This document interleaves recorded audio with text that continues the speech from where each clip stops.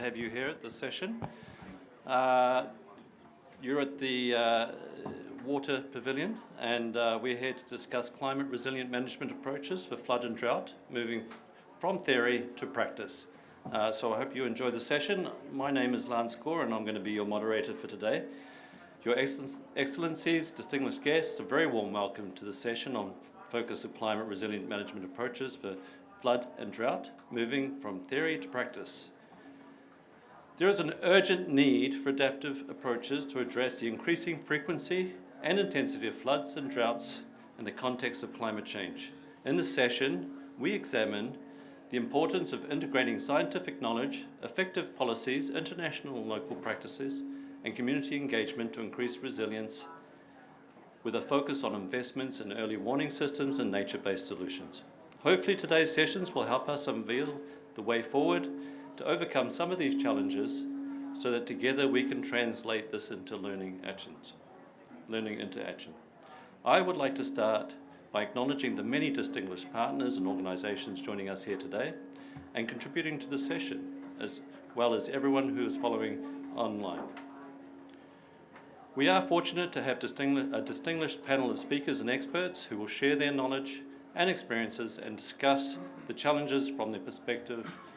As an example, governments, research institutions, and international organisations. I encourage each of you to actively participate in the panel discussion, ask questions, and engage in discussions to make the session as productive and insightful as possible.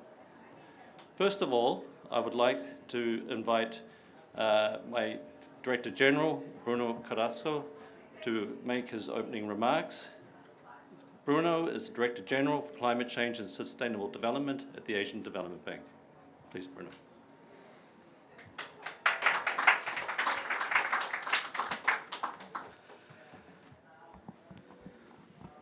All right, Your Excellencies, let's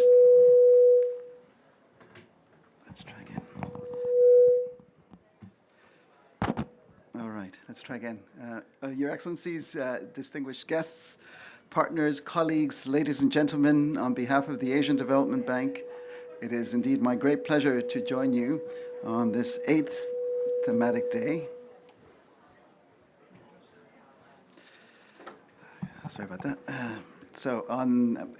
Once again, my great pleasure to join you on this 8th thematic day of COP28 here in Dubai. Our focus today is going to be on climate resilience management, specifically scaling up systems approaches for climate and water management.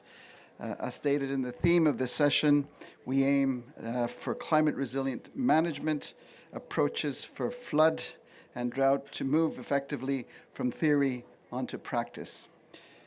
Extreme weather events causing floods and droughts have devastating impacts on people's lives, livelihood, nature.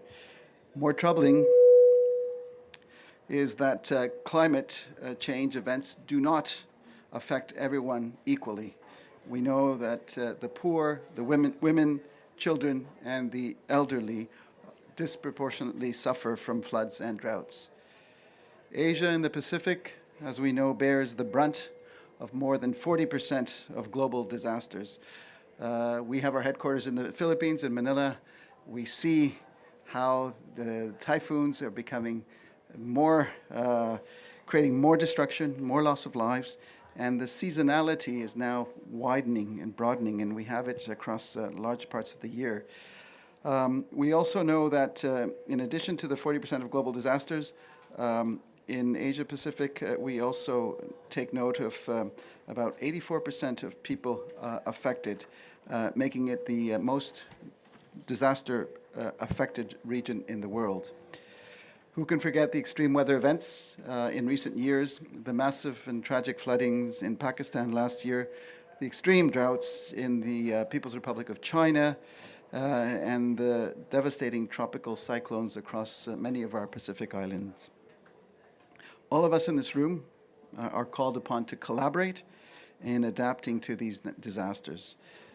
On theory, we recognize that scientists and specialists are indeed needed to continuously improve their analysis and predictions of nature and impacts of these events. We are a financial intermediary, but we're also increasingly aspiring to be a knowledge intermediary. If we bring knowledge and finance together, we can have greater impact. On the practical side, governments are indeed needed to establish appropriate policies and governance mechanisms to implement these adaptation strategies. The private sector and non-governmental organizations and other stakeholders are also crucial to help innovate and expedite adaptation efforts. Not least, people, those affected, need to enhance their adaptive capacity and contribute their local expertise. In reality, local communities play a very fundamental role in bridging that gap between theory and practice. And as we know, as we move away from the cities, going into smaller communities, the importance of civil society becomes even greater. Against this backdrop, we need to revitalize the way we approach development. For the Asian Development Bank, we seek to ensure that long-term and inclusive climate resilience management reforms are everywhere in the development decision. While we cannot avoid the impacts of climate change, we can ensure that our investments are building resilience to better manage those impacts. For our investments to bear fruit and endure, we must continuously build community resilience. Recognizing this immense challenge, the Asian Development Bank is committed to becoming the climate bank for the Asia and the Pacific region, with the aim of deploying approximately $100 billion of own financing over the period 2019 to 2030. With the recently approved Climate Change Action Plan that was recently launched at COP28, ADB is indeed putting theory into practice to mobilize and leverage climate-smart investments in Asia and thus scale up climate and water management solutions.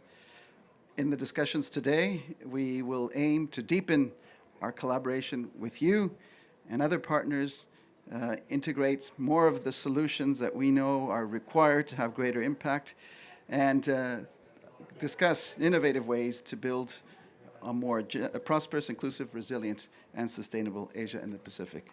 Thank you very much. Thanks, Lance. Thank you very much, Bruno, for those very good words. Now I'd like to invite our second opening remarks speaker by Mrs. Mieke van Ginneken. Apologies for any mispronunciations. She is the Special Water Envoy of the Kingdom of the Netherlands. Over to you, ma'am.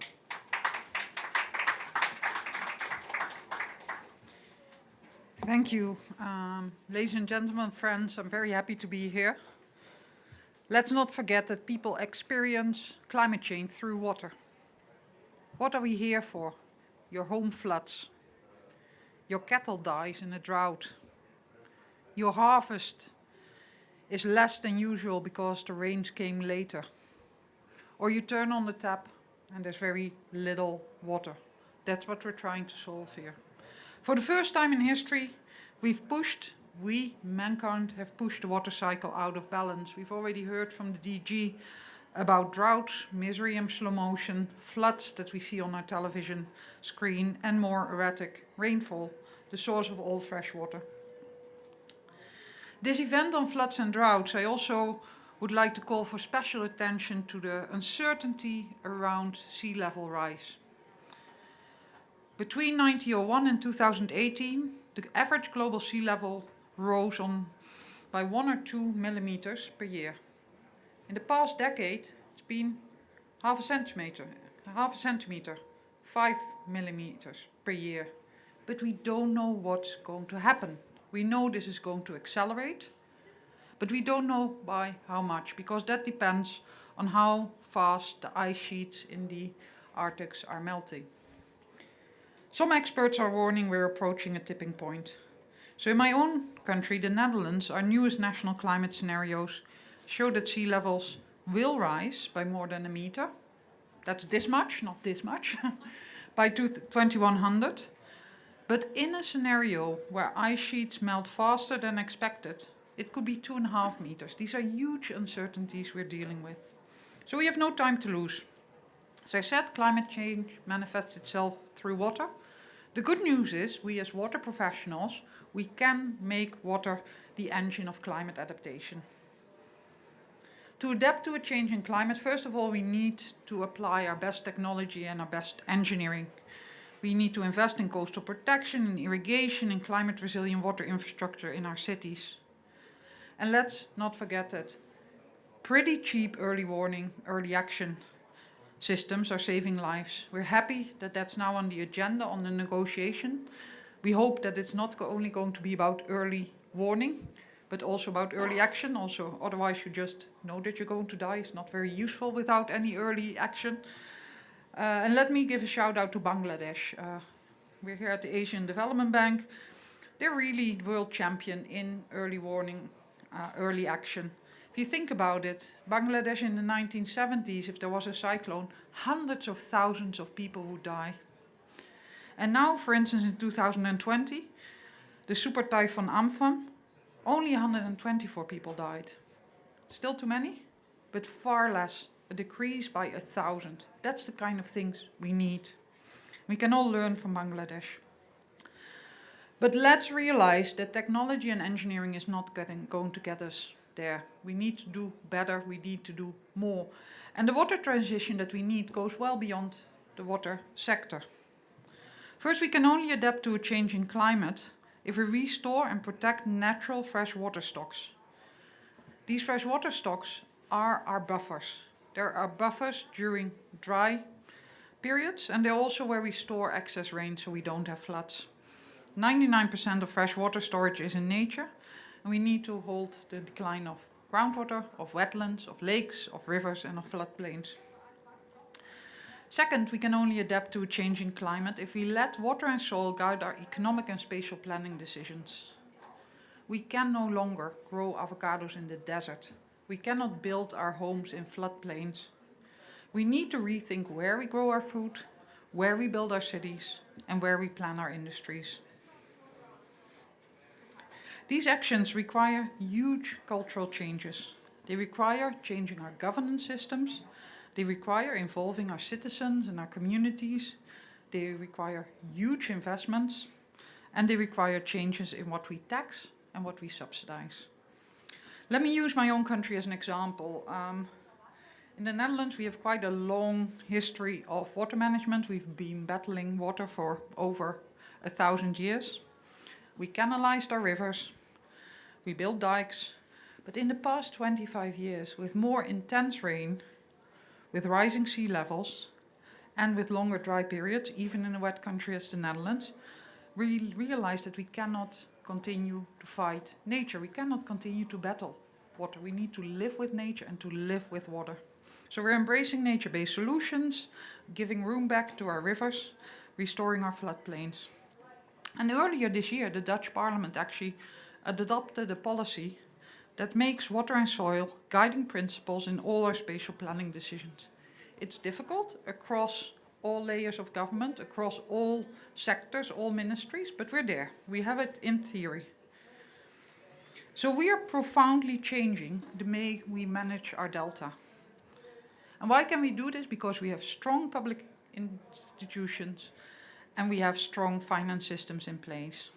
At the center of our water governance are 21 regional water authorities. We used to call them water boards, but somehow that word is out of fashion.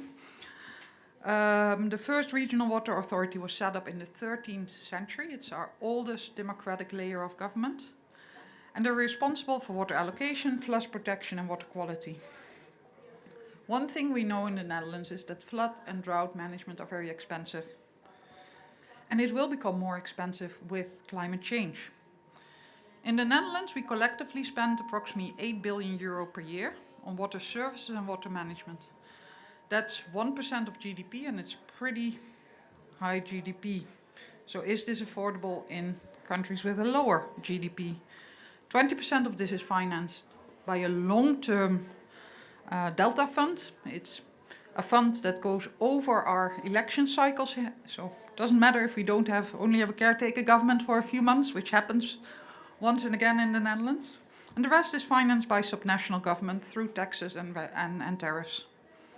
So regional water authorities finance their services from water taxes. They have 97% collection rate, and the revenue stream is earmarked for water management.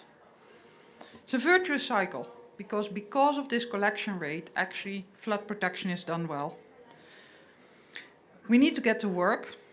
Strong public institutions and financing need to be the basis for action, for climate action, for water action, for flood action, for drought action. We need technology, we need to restore our freshwater stocks in nature, and we need to make water a decisive factor in our economic and spatial planning. So let's get to work. Let's make water the engine of climate adaptation.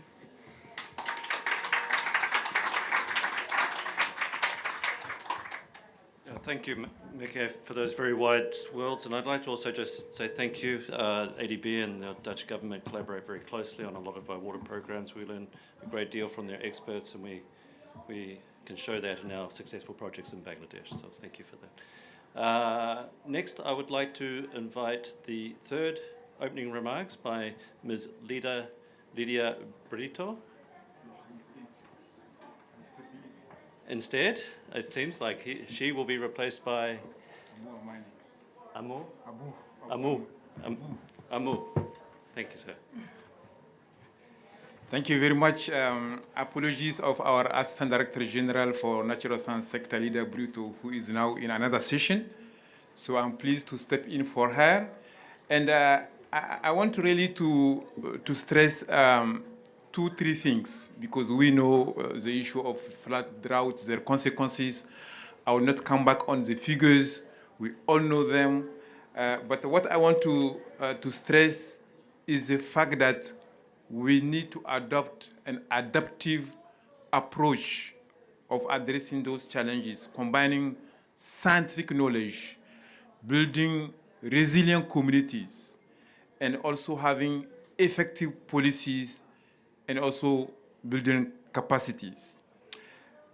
Also, on the traditional infrastructure, we need to leverage those type of infrastructure, but we need to strengthen them by using new approaches like eco-hydrology, nature-based solution, early warming systems, which will help us to bring forward the co-benefit of managing together both flood and drought in an economy and environment which are constantly evolving. Within UNESCO, we are stressing the critical importance of evidence-based decision-making, science. We cannot address those challenges of extremes if we don't know how things are evolving. So one of our contributions is to advance the understanding of those processes by using new technology and also by harnessing cutting-edge scientific research so that we can be able to provide appropriate forecasts, appropriate early warning systems for people to take and anticipate actions. So we need to foster collaboration among, of course, scientists, among communities, among all the key stakeholders, private sectors, government, in order to move forward in providing sustainable solutions. Just an example within UNESCO, our program, Intergovernmental Hydrological Program, we have been developing high-resolution platform in order to assist providing information for communities in order for them to be informed in advance so that they can take appropriate decision. We are contributing to the Early Warming for All initiative. As you know, the UN General Secretary General launched the Early Warming for All initiative. In that framework, we have been deploying early warming platform in Africa, and now we have been doing the same. Initially, it was regional. Now we are doing it at country level. The example of Namibia, Malawi, Mozambique, South Africa, and Zimbabwe. We will continue doing the same for Botswana and Zambia. And what we are aiming is really to provide cutting-edge solutions for evidence-based decision in addressing those complex challenges. The other element I want to stress is on the issue of capacity building. We cannot address those kind of challenges if you are not building capacity, particularly capacity at grassroots level. The community needs to be capacitated in order for them to understand those challenges and to be able to use those early warning systems we will provide to them. Otherwise, we will not helping them. So building their capacity is paramount. So in conclusion, from our perspective and way forward, we want to promote the citizen science approach so that communities themselves can be able to know what is flood, what is drought, and to provide information through the new technology so that we can continuously update and provide reliable information to them. So thank you for the opportunity. We are looking forward to continue engaging with all of you in making our community resilient to the disasters. Thank you.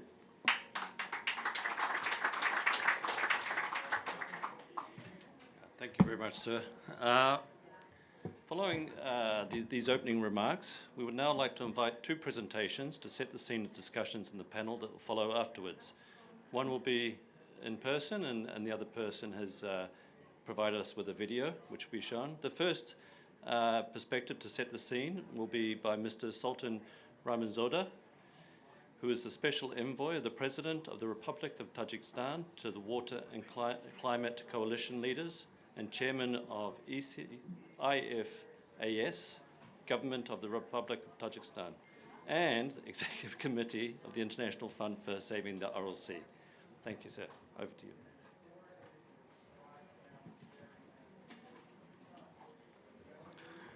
Thank you, Mr. Chair. Good afternoon, dear colleagues. It's my pleasure to share with you some insights from Central Asia, but also some perspective from the global processes in terms of the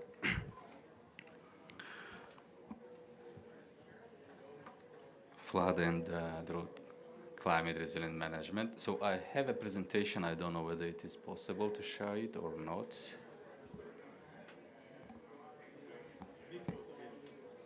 What? Can you share a presentation? Anyway, just to start about basically what's going on. I don't know whether you have heard that the last November of 2023, was recorded again as the most hottest November from the whole period of observation.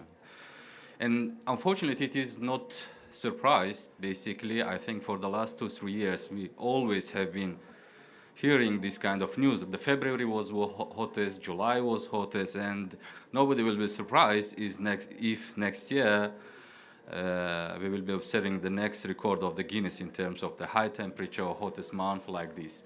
So it's unfortunately our future, and we have a big losses in terms of both economically, socially, from this kind of disasters.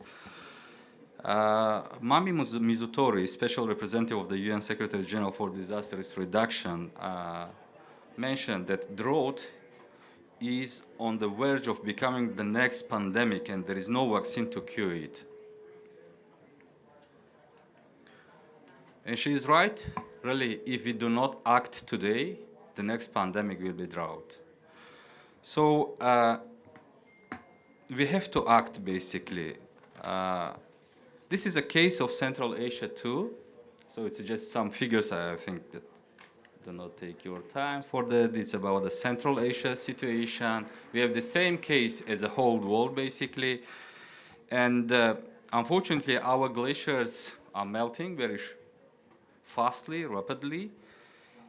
And if in 2000, 2001, for example, when we had two subsequently water scarce years, there was a calculated the amount of the losses, economical losses from those drought. It was calculated around $600 million only for the downstream of Uzbekistan and Turkmenistan, only for two countries. But nowadays, the World Bank assessed that annually Central Asia loses 10 billion USD dollars because of the droughts, floods, and other water-related disasters. So we already lost about 30% of our glaciers in Central Asia, and 1.4 cubic kilometer runoff from the Sirdarya in Amudarya, and the assessment is said that the estimated drop in water runoff in the Amudarya basin by 2050 will be from 21 to 40%, while in Sirdarya River it could be from 15 to 30%. And also the increasing demand for water projected to be increased 30% by 2050. And when we are talking about 2050, it is not far. Huh? It's just in 2 decades we will be there. So one of the indicators about the water availability in Central Asia, we have one of the biggest rate of the population growth in Central Asia, and because of that, I think, firstly, and the second one, because of the reducing of water resources. If in 1960s, the water availability per capita in Central Asia was equal to 8.4 thousand cubic meter per capita per year, nowadays it is less than 2,000 cubic meter per capita. So, and here basically we are twice faster than the global processes. And it is calculated that by 2040, the water availability in Central Asia will be less than 1,000 cubic meter per capita. So it's some trends we have, and which shows basically with the current tendency, we will be having very big challenge and problem in the nearest future. So what's going on globally in terms of our actions? We have Sendai framework, we have the Paris Agreement. In March this year, Tajikistan and the Netherlands successfully hosted the historical UN 2023 conference, water conference, which was also paid a great focus to the issues of the water, climate, DRR, and environment. It was a theme of the third interactive dialogues, and a number of commitments are registered in the Water Action Agenda, one of the major outcomes of this conference. So, and unfortunately, the World Resources Institute assessed that only 24% of those commitments are climate change related. Recently, we had basically another presentation from the University of North Carolina. I guess they assessed that it is more than 50%, but nevertheless, I mean that we know that some kind of movements are on the ground. We have commitments, but we have to more go because they are not enough. Also here in Dubai, on the 1st of December, Water and Climate Coalition leaders released basically the final call to action, which consists 3 parts: policy alignment, mutual support, and mainstreaming water in other processes. So I think it's a good recommendation to be used by member states and other organizations in this regard. And also from the news, in COP28, we see that MDBs basically made a pledge for 100 billion USD, and the 4 days of the first days of COP28 basically collected 57 billion USD pledges for climate action. It is good news, but we need to transform these pledges to real financing, because without financing, without contribution to actions on the water-related climate actions, it would be impossible, I mean, to resolve those issues we have.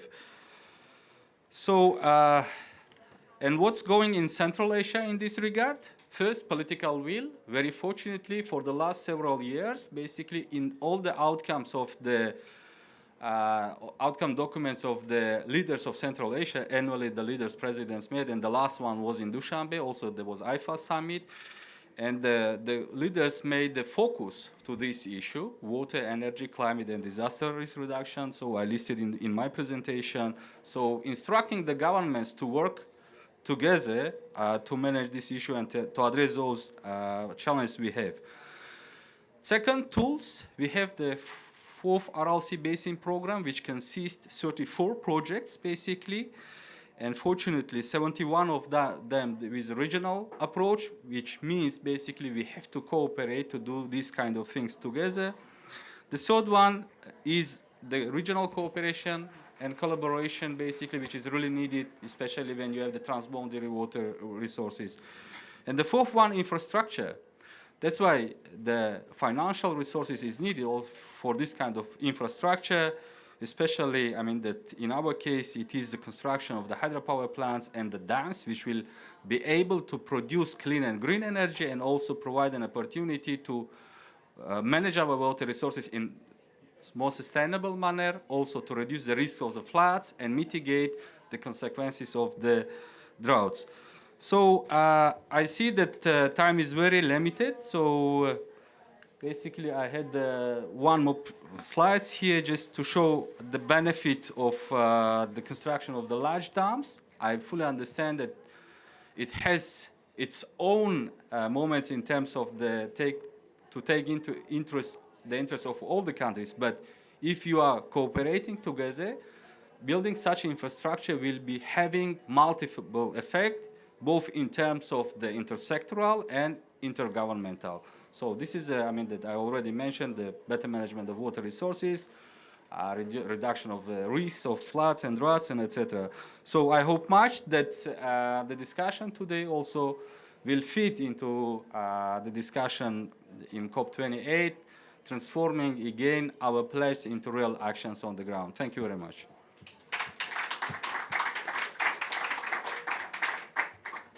Thank you, sir. Very good. Yes, you may sit. We will now have a video presentation by Ms. Aditi Mukherjee, Director of CGIAR Climate Change Impacts, and she'll set the scene from an IPPC perspective via this video message. Thank you.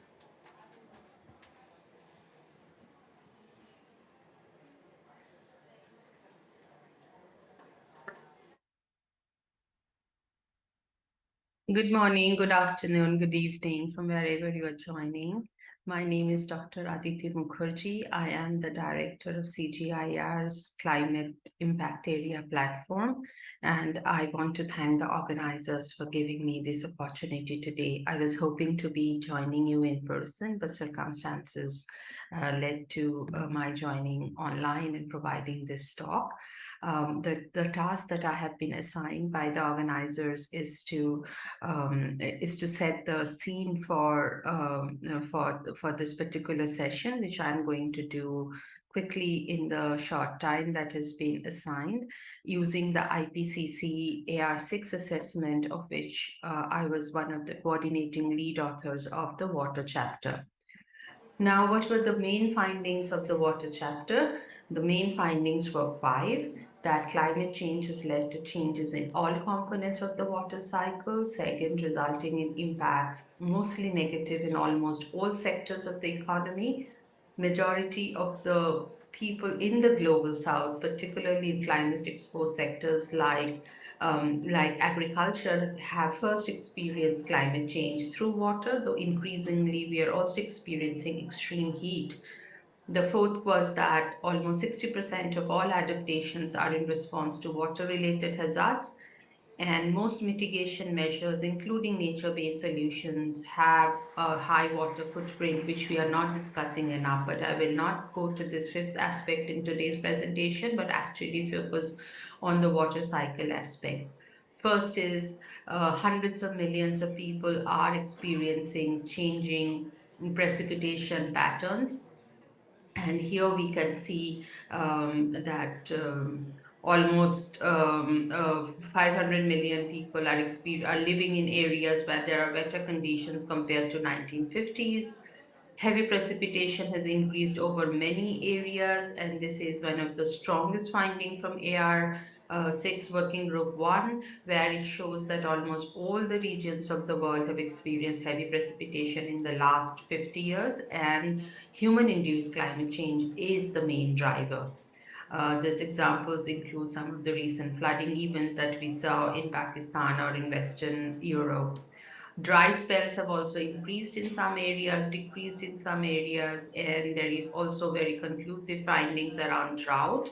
Example, the current drought that has been the 5-year-long drought going on in the Horn of Africa as well as Eastern Africa. When it comes to flooding, flooding is projected to change with ongoing warming. This is what happens under a low emission scenario, and medium emissions. The model agreement basically increases, while this is what happens in a high emission scenario, though I must say that the high emission scenarios have been taken off the table, most likely taken off the table unless there are some changes in the physical systems of which the scientists do not yet have complete understanding. Now, when it comes to agricultural drought, that is also projected. So already agricultural and ecological droughts have increased in many parts of the world for which there is good data, good long-term data. Again, one of the strong findings of Working Group 1. And agricultural droughts is projected to increase from 1.5 to 2 to 4 degrees. So again, we must say that RCP 8.5, which takes us to a 4-degree world, has been taken off the table given the NDCs that is now taking us to a pathway from 2.5 to 3.2. Again, way too warm, but still the very high emission scenarios are off the table. Now, one important thing to understand is that climate change is a driver, but climate impacts and risks are uneven and mediated by non-climatic factors. For example, floods, one of the major causes for flood-induced mortality, losses and property losses is where those settlements come in, very often in the flood-prone areas, which should not have been settled in the first place. So there is a lot of socioeconomic vulnerability. Also, there are intersectional vulnerabilities related to climate related, so not everybody experiences these vulnerabilities equally. As we know, women, ethnic minorities, indigenous people are more likely to face these. Climate impacts on droughts, floods, and cyclone is actually compounded by structural vulnerability that we need to be aware of. Since this session is mostly around solutions, I wanted to talk about adaptation and what the AR6 says. Not very rosy picture on adaptation, much largely because that there is not enough documentation of actual extent of adaptation implementation. Whatever is documented is largely fragmented, very difficult to do rigorous analysis because of the nature of the studies. And for me, one important part is that there is absolute absence of evidence around risk reduction. So we had analyzed around 2,000 papers on adaptation, and only 3% or very less number of papers actually talk about how adaptation is reducing climate-related risk. However, what the adaptation literature shows very clearly is water is central to adaptation. Almost 60% of adaptation happens in response to water, and a lot of evidence that drought-related adaptation measures are quite strong. They're working quite well across various dimensions, while there is not enough evidence around flood risk reduction, though I must say that the major benefit of flood risk reduction is that it has drastically reduced loss of life. That has been the most important part around flood risk reduction. And then adaptation, this is, I think, one of the most important findings from IPCC-AR6 is that effectiveness of adaptation at higher levels of global warming decreases. The hotter we become, the less effective adaptation becomes, and that's true for even measures that are effective now. For example, cultivars and agronomic practices, cropping pattern changes. Even for all of these, at a warmer world, the residual risks would be too high. So this is how I want to conclude. This is the last sentence of the summary for policymakers of Working Group 2, which says scientific evidence is unequivocal. Climate change is a threat to human well-being and health of the planet. Any further delay in concerted global action will miss the brief, rapidly closing window to secure a livable future. Thank you very much for this opportunity, and I look forward to remain engaged virtually in this session. Thank you, and back to you. Uh, I'd just like to say thank you to Aditi for making that presentation at such short notice. She was planning to be here in person, so she's done a great job at mobilising that video for us. With that, I'd just like to say thank you to both Aditi and Mr. Sultan for providing the opening sort of sessions to set the scene. I think they've presented quite a few cases there for us. I'd like to move into the panel session and invite our panel members up to their seats. We might have to vacate some seats. Maybe you would like to come up in the order I introduced you. So I'd like to first start with Mr. Jingfeng Zhang, Senior Sector Director for the Agriculture, Food, Nature and Rural Development at ADB. He's also my boss. And I'd just like to say just a little bit of background with the ADB for those who aren't aware. Earlier this year in June, we went a reorganisation under a new operating model, and this is enhancing the bank-wide synergies for consolidating agriculture, food systems and natural capital and rural development expertise into one single sector. Dr. Jingfeng Zhang is leading this newly established sector office. The office will lead the bank-wide efforts for food security, scale up natural capital investment, promote integrated river basin management, develop inclusive and green agricultural value chain projects, and pilot integration with sovereign operations and private sector investment. So thank you, Jingfeng. Next, I would like to invite Ms. Kate Gibson, the Global ECG Director at Diageo. I'm very excited by having Kate with us. She is a representative from the private sector. Diageo is one of the largest beverage companies in the world, I guess I can say, and I'm a great fan of their products. So thank you for joining us. Next, Mr. Excuse me if I pronounced it wrong, Mr. Tunga Ija Nurari, thank you, is Deputy Executive Director of the Ministry of Agriculture, Food and Land Reform of Namibia. Please, yeah. Next, we have Ms. Rachel McDonald. She's the Deputy Director General for Research and Development at IMI at SIGA. Next, we have Mr. Takahiro Konami, who is the Director of International Affairs Office, Water and Disaster Management Bureau at the Ministry of Land, Infrastructure, Transport and Tourism, Japan. Next, we have Mr. Koen Verbist, hope I said that right, Program Specialist for the Intergovernmental Hydrological Program at UNESCO. And lastly, we should have Mr. Kenzo Hiroki. Is Kenzo here? I question because I don't see him in the crowd. So, okay, I think we might just move on. Maybe he'll join us later. So I'm going to be asking questions. Hopefully they're relevant to the discussion, and I'd like to ask the panel members if they can just keep their answers to about 5 minutes. I'll be watching my clock, and I'll give you a little wave, when the time is up. We're a little bit behind schedule, but I think that's okay. So first, I'd like to go to Jingfeng with the following question.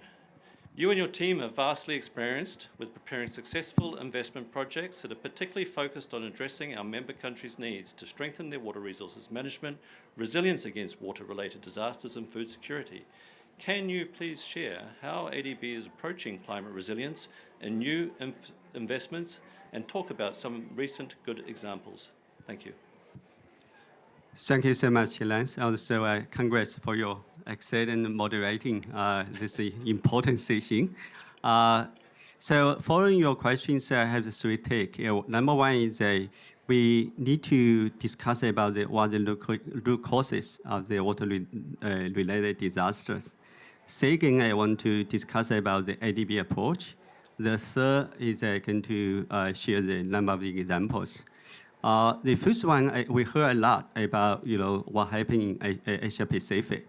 High wave in India, floods in Pakistan, droughts in Yangtze River, and also the continual droughts in the Central Asia.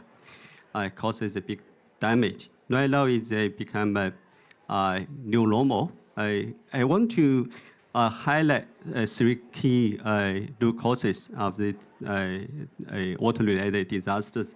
One is Asia-Pacific region is very climate sensitive, and many of our regions lie between subtropical and also temperate climate zones. Second, extreme weather right now become very frequent, and now is significantly affect our monsoon season. The third, ecological degradation also reduces the resilience of the ecosystem against impact of the climate change. One more thing we cannot forget, one of the river basins in the Asia Pacific is they come from the water tanks in Himalaya. So right now that ice mountain is maintaining also the cause is a big risk. So considering this a big risk, I have this four key pillars to share how IDB going to respond. Number one is now many of our developing member countries basically still very reactive, still emergency responses approach. We need to shift to a risk mitigation, risk reductions approach. In this way, we can introduce sort of the risk management strategy. For example, we can optimize, sorry, yeah, give me 1 minute. So we can introduce the flood warning risk management approach, and also can conduct the risk assessment. And this type of the approach, we can highlight the introduction of the high-level technology, and also optimize the operations of the existing system, and also the enhance the forecasting and the warning system, and also to inform the resilience for our communities. Second is very important to integrate the traditional approach, traditional infrastructure approach, and also the nature-based solutions. The number of our colleagues already mentioned about the nature-based solutions is very essential. We need to give the room for water, and also many of our areas is because of the degradation of the ecosystem. Now is originally served as the lateral flood barriers, really already destroyed. We need to restore these infrastructures. And sometimes we also need to think about how to optimize these water-related infrastructures. Our minister from the Tajikistan talking about the hydropower, and more importantly, what we think is rehabilitating aging flood control measures such as the dikes and reservoirs, also very important. And same time is a number of the countries we also use this water storage to highlight the floods, for prepare for the irrigations, and also for the food security as well. The third pillar I want to share is a integrated river basin management. Ultra water river from the Lesnan method just mentioned about integrated the river basin management with the coastal resilience. Very critical. The water governance, right now, responsibility for the flood risk management still fragmented across different sectors, different regions. We need to strengthen the capacities of River Basin Commission.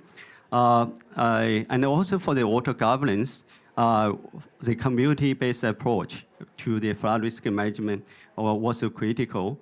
My Director General also emphasized the importance of this pillar. For the fourth pillar from the IDB end, we saw is a financial mechanism, very instrumental. We need to introduce the measures, particularly insurance measures to mitigate the risk and also transfer the risk to the potential financiers.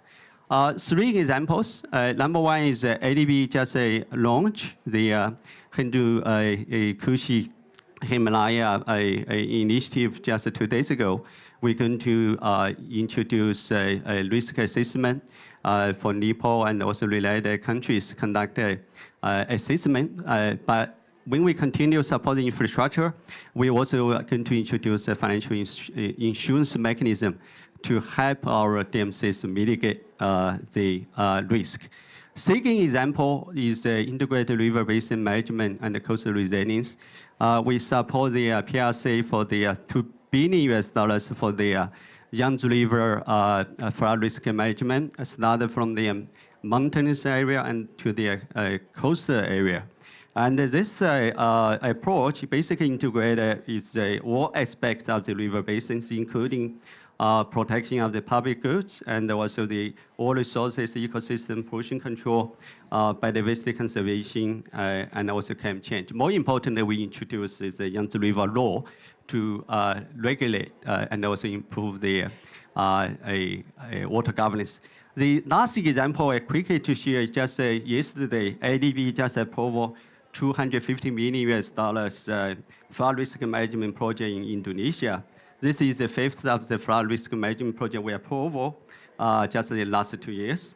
And this project is support the Indonesia for the infrastructure establishment, more importantly, mainstream the flood risk management into the government decision making, and also they introduce nature-based solution, and also introduce advanced technology, satellite-based technology to enhance the flood forecasting and early warning system. So again, let me just post here. Again, ADB is ready to work with all of our partners, World Bank, UNESCO, and also development bilateral partners and also think tanks to take this approach forward and scale up our investment. Thank you. Nice. Yeah, thank you so much, Jingfeng. Thank you for those. Okay. Yes. Okay, Kate, you're next, please.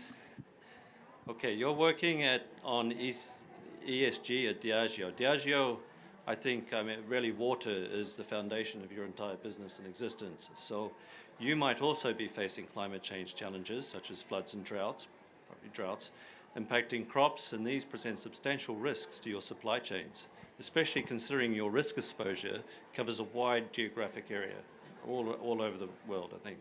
Could you please share an example of a challenge you are facing as a company and how Diageo adapts to it? Thank you. Sure, that's a great question. I'm delighted to be here and to see that we're standing room only in this group of experts. So it's fantastic to see the focus on this. So yeah, just to share a few thoughts about why water is so important to us, what we're focused on, and then how we're putting theory into practice through a case example. So you may not be familiar with Diageo, the parent company, but you're almost certainly would be familiar with one of our 200 brands that we sell in 180 countries around the world, including Johnnie Walker and Guinness and Gordon's and Tanqueray and many, many others. So a big global beverage company with global operations around the world, including in water-stressed areas. So for us, water is absolutely fundamental. We talk about preserving water for life is one of the key pillars of our strategy as a company. So for us, really ensuring that our business is resilient and able to thrive over the long term is absolutely fundamentally dependent on water. So in terms of what we're focused on, we've been working in terms of corporate water stewardship for almost 20 years. We set our first targets back in 2008, and we take an integrated approach. We focus on improving the water use efficiency in our operations. We also engage with our supply chain, particularly those providing the agricultural raw materials that we need in terms of sharing knowledge and also focusing on water replenishment.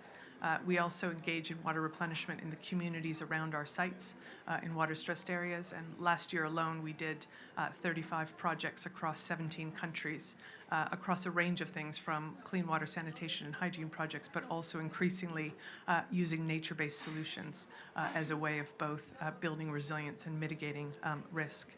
And then, like many of us in the room will have realized, certainly it's something we've learned over the past 15 years, is that you can take action around your own backyard, so to speak. But if the water is not being responsibly managed at the basin level, then it's not going to work, and it's not going to enable you to build resilience. So we're increasingly focused on collective action in our 12 basins, and also are very vocal advocates for action on water, particularly with the corporate sector. And I suppose in terms of, as we've put this theory into practice over the past 15 years, I think there's a few things we've learned, and then I'll bring it to life through an example from Nairobi in Kenya.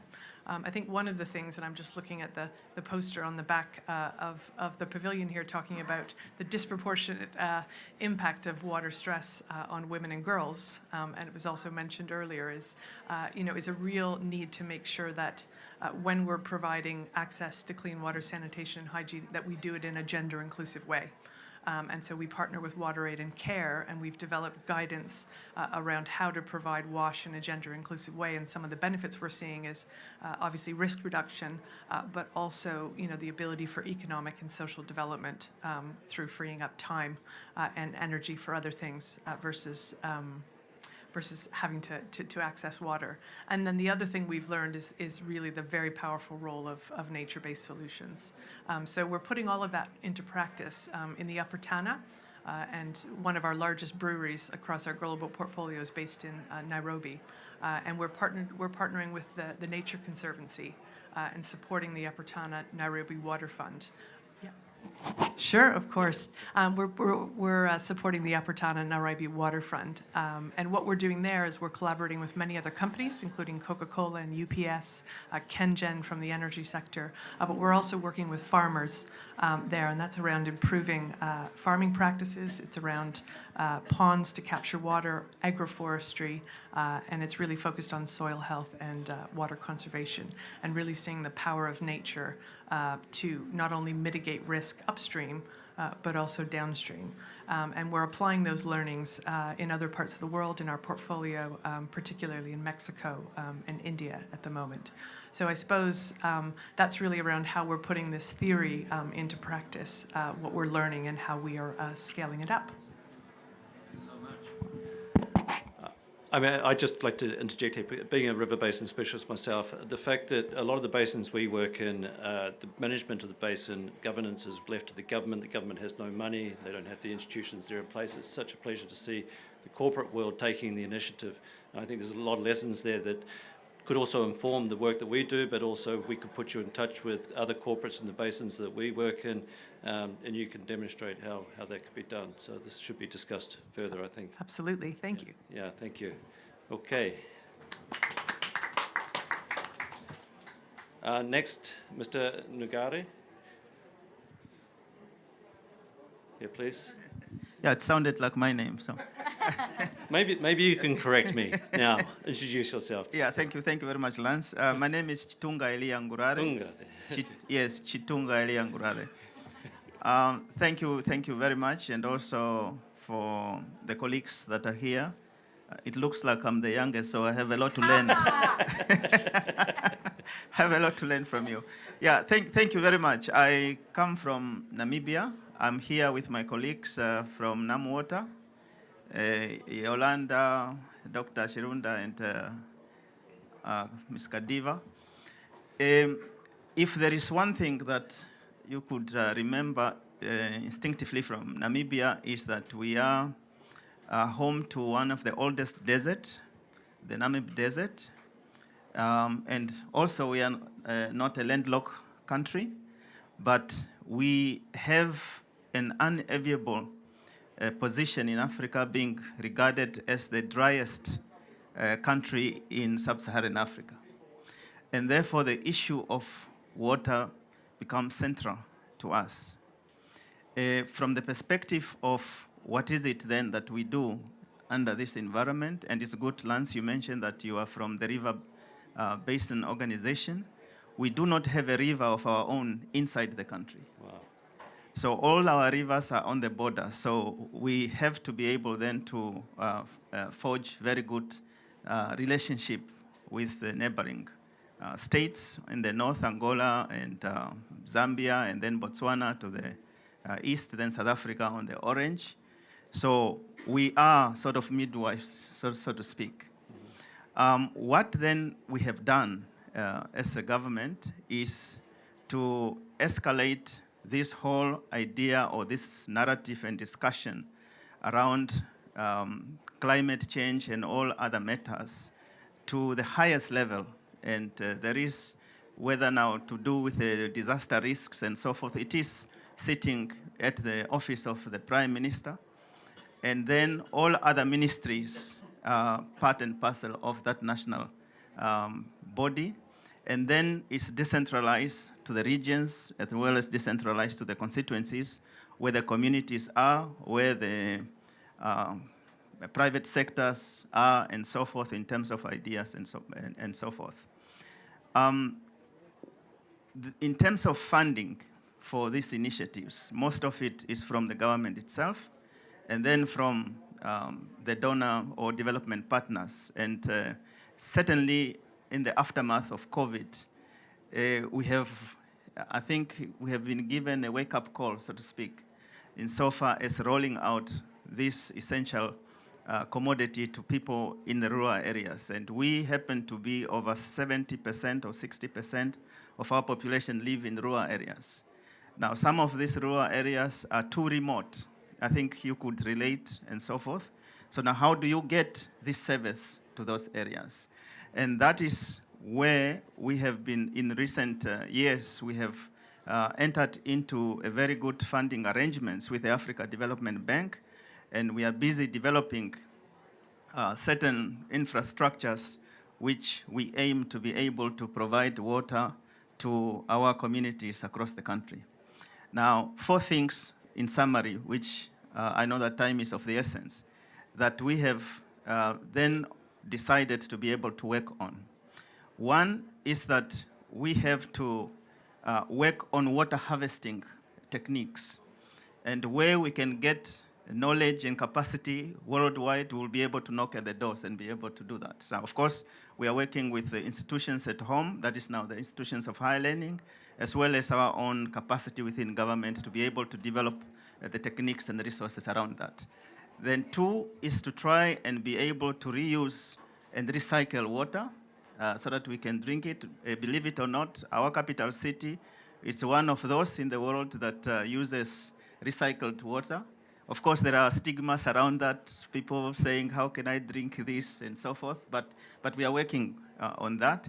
And then thirdly, is the whole essence of desalination of seawater, because God has given us, so to speak, one of the largest coastline. So this water we can be able to desalinate and then have it transported to where it is needed most.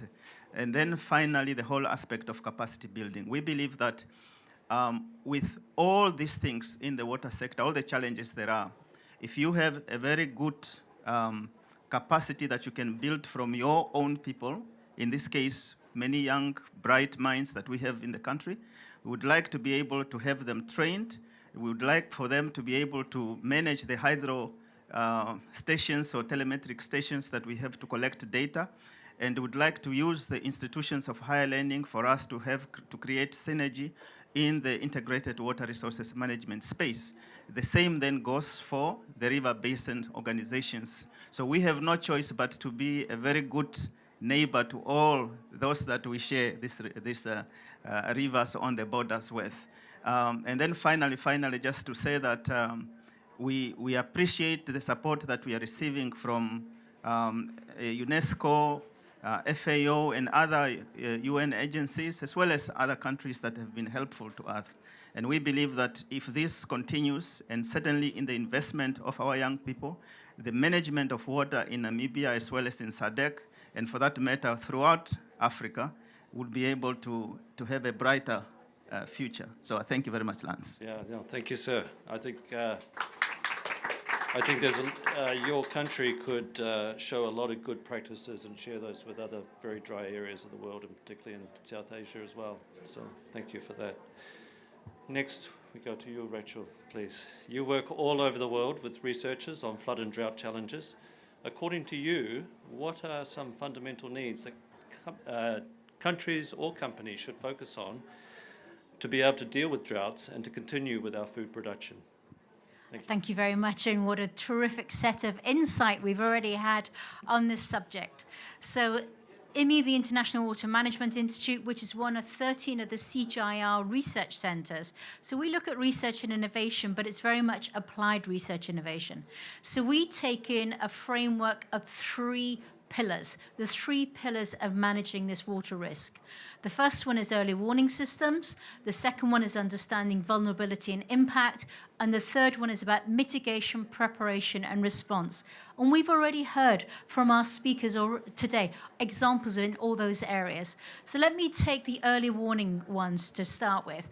We work from the South Asia drought monitoring system to country-based drought monitoring system to continental wide drought monitoring systems based on Digital Earth Africa. And this links through to that WMO UNESCO great initiative for bringing early warning to everybody. But it's not just drought monitoring or flood monitoring saying there is a drought here now. That's no use. We also do forecasting 2 months ahead, 3 months ahead, because that's when we can help governments make preparation. It's no use me showing a map to the Ministry of Agriculture in Namibia saying, you have a drought. Well, so what? We already know that.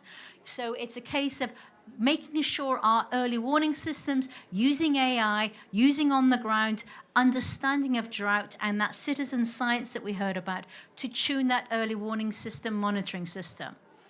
When it comes to the second pillar, it's about vulnerability and impact assessment. Not everybody is impacted the same. We see that at the back, women and marginalized groups. Not all businesses are impacted the same. And we are talking about food systems here, which are particularly impacted by drought. And Dr. Aditi on her map showed that increase in agricultural drought. So we in a country, when we go in and work in those countries, we look at what has been the recent past. Where are the impacts and who and why are they vulnerable? You know, we could be beside each other, but my friend here might have a greater income, has a greater wealth, so is less vulnerable to the same drought that I am. So we need to really understand that, because when it comes to pillar 3, the preparedness, response, and mitigation, we need to make sure those small budgets we have, unfortunately, and Mike was talking about the tax, what is the budget that's available to be able to handle the drought or the flood as it comes? And we have to target it. So that's where in those responses, we are looking at what it might be. Early warning, early action, early finance comes into this. So we work with governments. It might be multi-ministerial. We work with the private sector. But I can give you an example of some drought action plans that we have developed in West Africa, West Asia, North Africa. We sat with 7 ministries over 2.5 years and developed drought action plans. Ministry of Health, Ministry of Environment, Ministry of Economy, Ministry of Finance, as well as water and agriculture, and that. We have to deal with stunting. We have to deal with gastroenteritis. There are all these ministries need to be on board and say, when we have a drought, we will agree to respond now. And it takes that long to be able to negotiate a drought action plan. So the time you start preparing for a drought is when it's raining outside, because it takes that long. So those are the frameworks that we look at. In that drought action planning, we also include mitigation, water harvesting, soil enhancement, lots of those areas that we can bring in agriculture and water technologies, traditional capabilities, as well as new technologies that we can bring, because we know those droughts are becoming more intense, more frequent. And this is where we bring things like drought insurance and flood insurance in, because what we want to do is to be able to ensure that that farmer may be affected today, but can respond quickly, will not lose another season. They've lost their crop now. But by having bundled solutions, including fertilizers, seed, as well as those areas, that's what they want more than cash, so that they can get back on their feet, till the crop in the next season, and start to recover from that hazard that's impacted them. Thank you. Yeah. Thank you. Wonderful examples of putting theory into practice. So great. Thank you for that. Next, we will traverse the stage and we'll go to Mr. Takahiro-san. Yep. Thank you. Thank you for.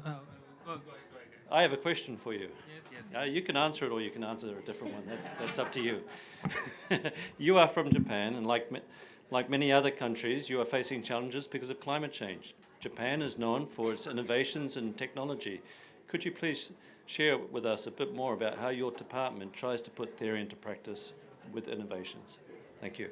Okay, sorry for interview, sir. Thank you for introduction. I'm Takahiro Konomi from the government of Japan, and I'd like to introduce our innovation inside Japan and our activities to make an international cooperation based on the activities. So there is a lot of various kinds of innovation. I will focus on both technical innovation and also social innovation. So in Japan, for example, for dam management, we are using ensemble forecast simulation-based forecast using now 51 simulation for 7 days in advance is provided to dam operators. And what has happened? So dam operators can foresee the rainfall situation in future, and then we can use more capacity for flood using the hydropower capacity if there is a forecast of the rainfalls. In turn, if there is no forecast of rainfall, we use more for the hydropower capacity using flood capacity. So it results in the both hydropower increase and flood capacity increase. It is an innovation. So this is a very changing our mind and rules as well.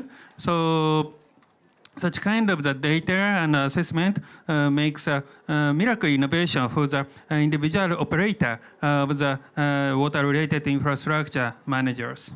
On the other hand, social innovation is also important to involve communities. Is our innovation, which was done in Japan recent years.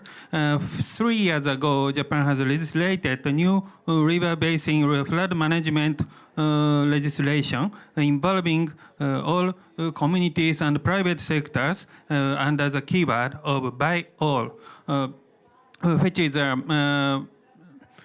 is focusing on the what can be done from the all sectors, including private and communities and farmers, of course, river managers and water managers, to provide flood risk reduction measures. Such kind of a community-based innovation is very much difficult, not achieved only by the technical innovation. For example, satellite data cannot involve community people. So such kind of very detailed communication with relevant stakeholders, very important. And now we are trying to involve all relevant stakeholders in all river basins in Japan to tackle with the climate change related flood risk increase. And on the other hand, Japan is making international cooperation based on the activities inside Japan. For the technical innovation, we have committed the Kumamoto Initiative for Water at the Asia Pacific Water Summit held in April last year.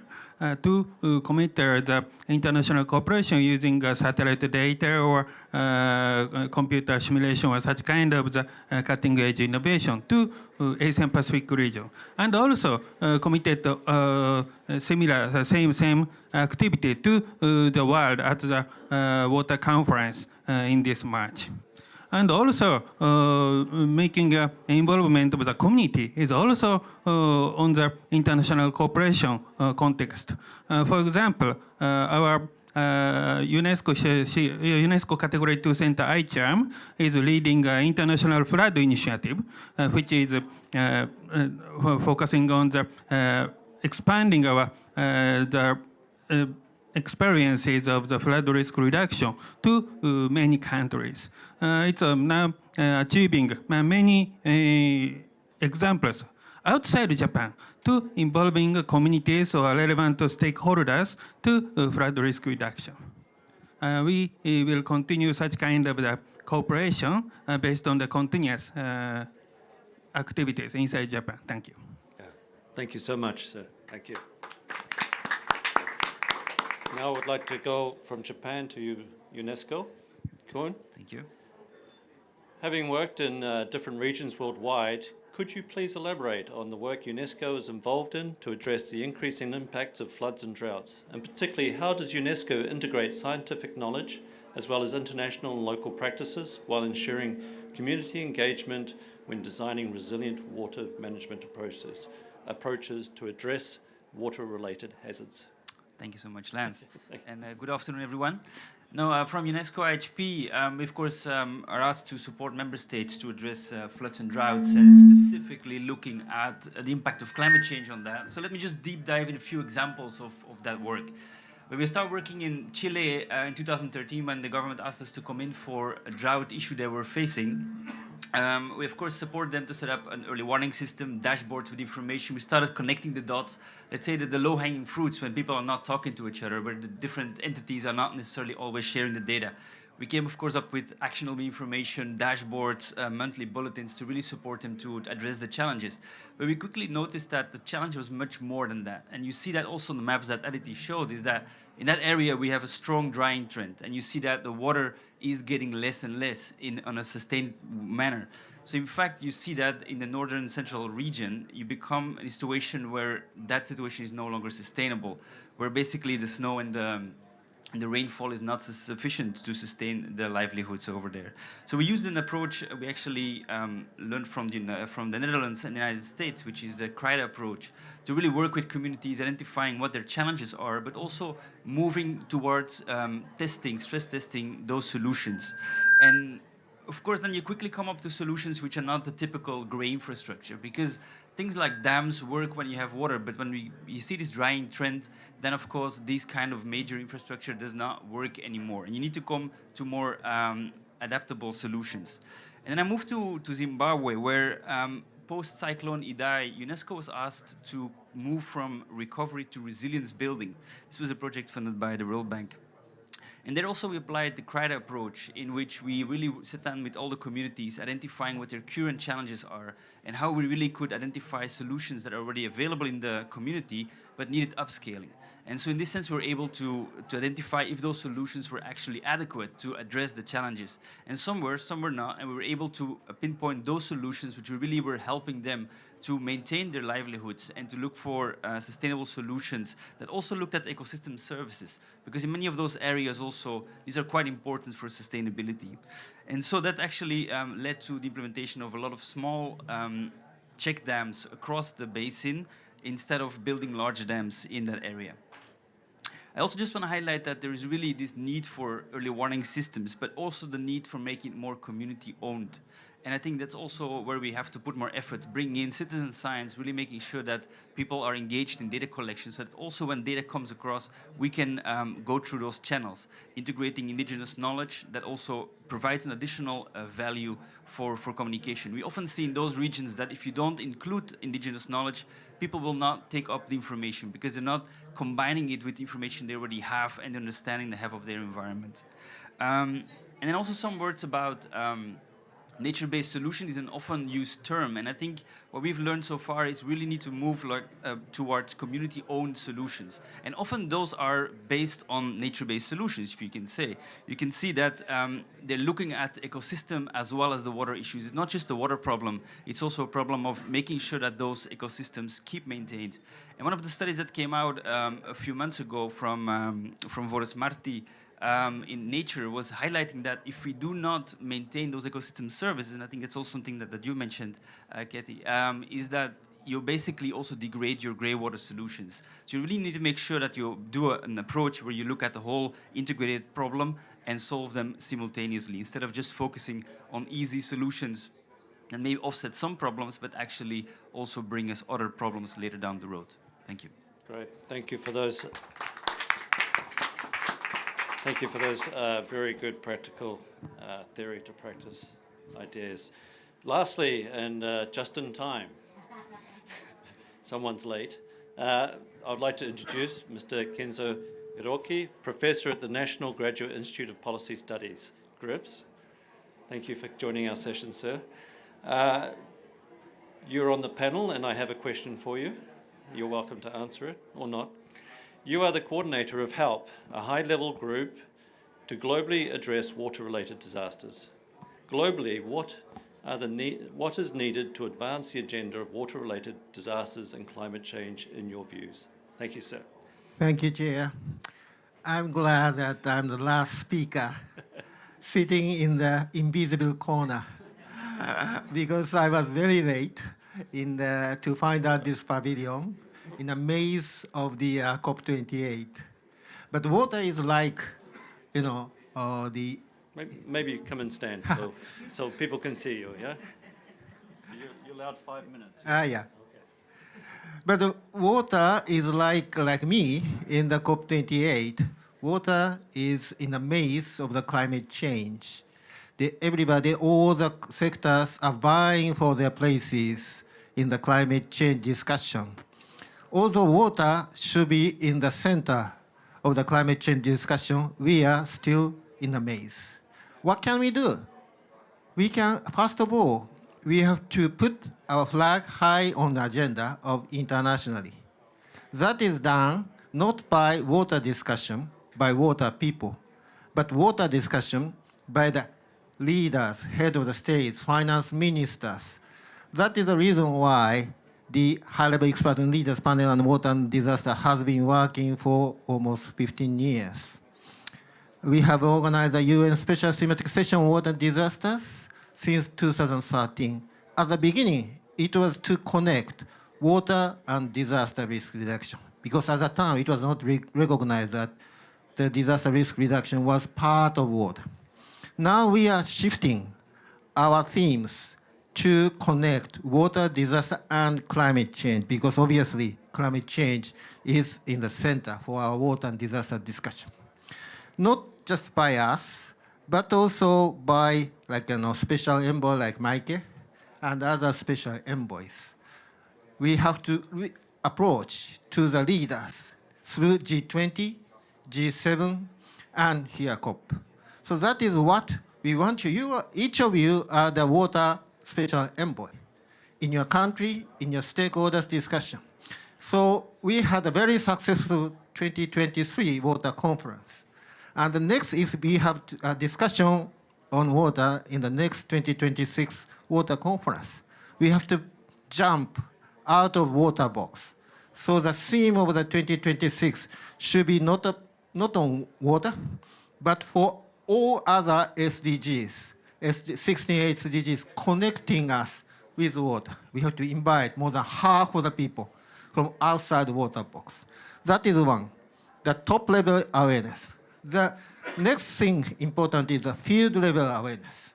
The field level awareness is not easy to come by because we have a water problem in face of us. So how difficult it is to connect water and other sectors when we have to do, to solve the water problems just in front of your eyes. What to do? First of all, we have to have a strategy like ADB. Asian Development Bank is having a water strategy, and in there, they are connecting water and other sectors. It is relatively easy because they are, the agriculture experts, the urban sector experts are just sitting next to their room. So they can, you in your organization, in your ministry, maybe your Ministry of Agriculture is next to yours. Then you can frequently go there and have a discussion and start this, action there. For high-level expert and leaders panel on water and disaster is helping, by creating new principles on integrating gray and green infrastructure. To do that, water alone cannot solve the problem. So we have to go and find out what is needed to integrate nature-based solution with water infrastructure. That is part of the things we have to do at the field level. So starting from the top and starting from the bottom, we can have a meeting point here in COP. Thank you very much.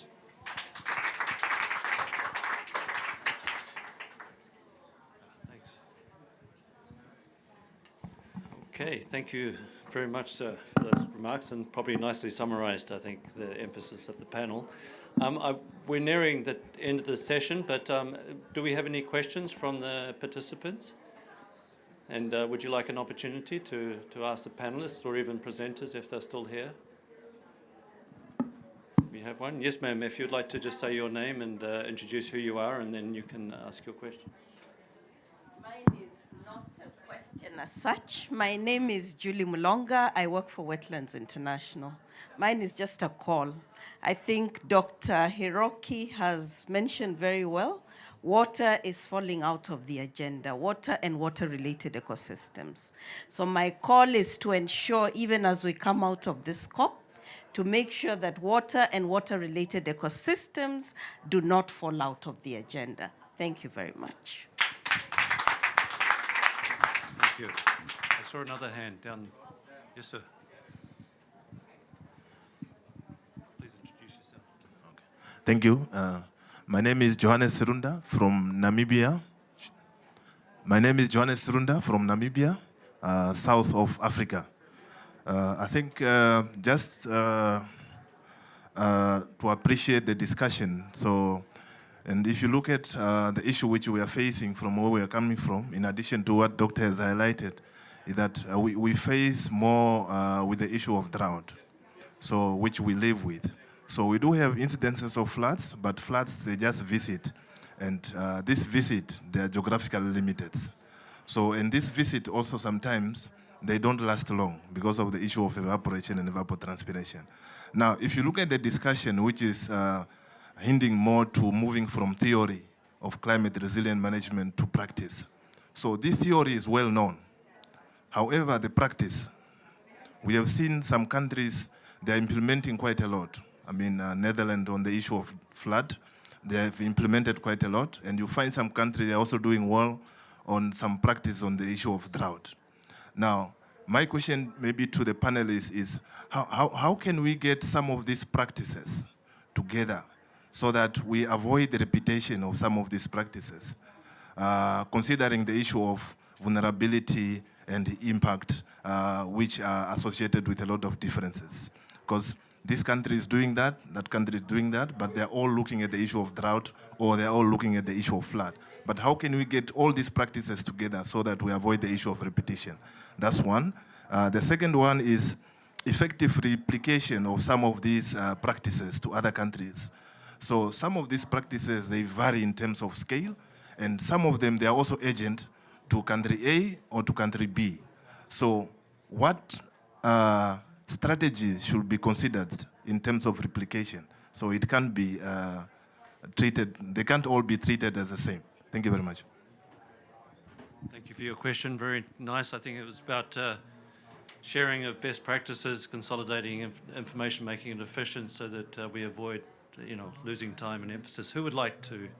Kun, there we go. Thank you. Right. Thanks so much for that question. And one of the reasons why we did the CRIDE approach, the climate risk informed decision analysis, is exactly that, because you have the same problems in different regions, and of course a lot of learning can be done. So one of the things we're doing now is to create a hub for that kind of information to be found online, but also to exchange case studies, what has been done, what were the lessons learned in every of those cases.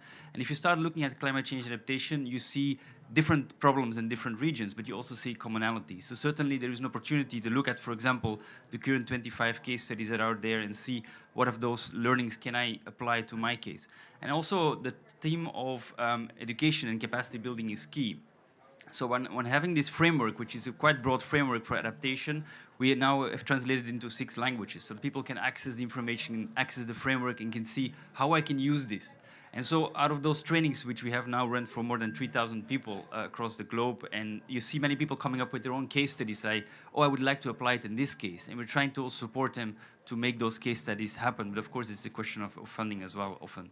But you see that there is this opportunity to look and learn from different stories. And we will do this discussion also in the next session. We were looking at how we can scale up from where we are right now and see if we can replicate in many more locations. Thank you.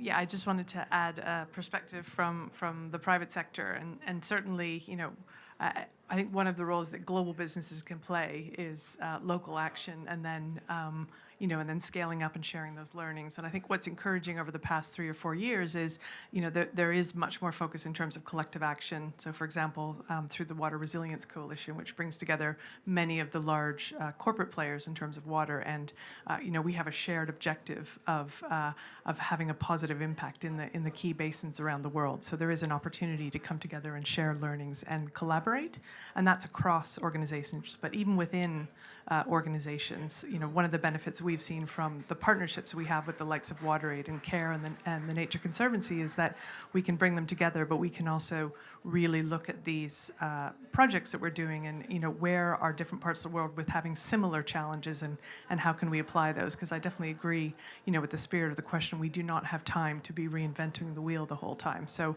it's still too fragmented, but I'm encouraged by how everyone's coming together. We quickly hand over to you. So from the IDB and 3 take, number 1 is IDB, just as Lance mentioned, but we introduced a new operating model. Just consolidate one of the exports, all resources, agricultural, and so on and so forth, under one roof.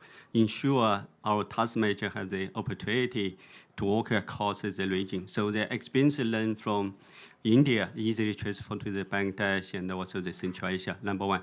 Number 2, we also have the water resilience hub introduced and ensure this knowledge learned from the one region can quickly transfer to the other region. 3 is we have this knowledge partnership with a number of the think tanks, including the number of the centers from Japan. So Professor Harrison, so wake up, so you can continue these discussions.